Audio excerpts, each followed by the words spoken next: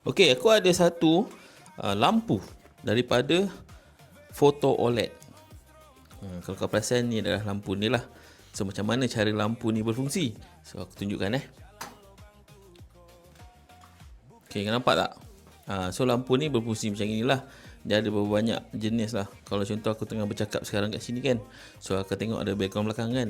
Itulah daripada lampu Photo OLED ni. So, lampu Photo OLED ni, dia akan bagi back macam ini. Nampak beg dia memang cukup cantik lah. Senang nak bawa ke mana-mana lah. Kalau kau pergi travel ke, kau nak buat content kat luar ke, dia punya beg ni memang compact lah untuk barang-barang dia kan. Sebab ada barang dia yang bahaya sikit guys. Sebab kau tengok guys. Sebab apa aku cakap bahaya? Sebab benda ni guys, tengok guys, benda ni besi tau. Ini kau tak boleh letak sepa-sepa guys Kalau kau ada anak, bahaya untuk anak-anak Okay, cara pemasangan dia memang cukup mudah guys. Tengok aku tukar satu-satu. So kalau bentuk, dia akan tukar bentuk macam inilah. Nak set up lah kan. Nak set up dia tak susah lah. Cuma ada satu button je. Ni lah. Ni untuk lampu merah. Kalau kau nak tukar lampu lain, kau just tekan je lah. Ini untuk lampu-lampu lain lah. Warna biru ada, warna putih ada, warna merah ada, dan warna kuning pun ada. Ini dia punya reka bentuk kat depan tu lah. Kalau kau letak kat sini, dia akan berubah-ubah banyak guys dia bagi. Banyak design yang dia bagi. Nak pasang dengan, kalau kau nak pasang benda ni balik ataupun dengan ni, memang mudah guys. Kau tengok aku pasang sekejap macam ni guys.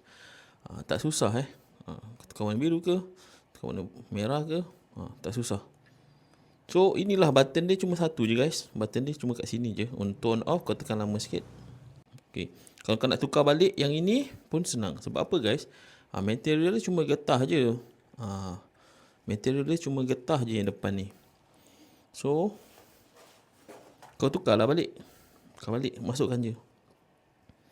Kalau kau nak reka bentuk dia macam gini, macam inilah. Kalau kau nak, kau tak nak, kau pusing macam ni guys. Tak susah pakai dia. Okay, kau tengok background belakang ni, bila aku bercakap macam ini, dia akan jadi macam ini guys. Ni warna biru kan, macam suasana menakutkan macam tu kan.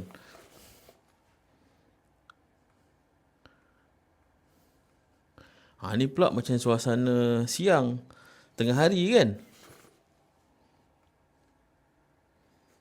Ni pula macam situasi malam, macam kau ada dalam keadaan tempat yang menakutkan kan. Betul tak? Ni pula macam sunset petang-petang kan. Betul tak?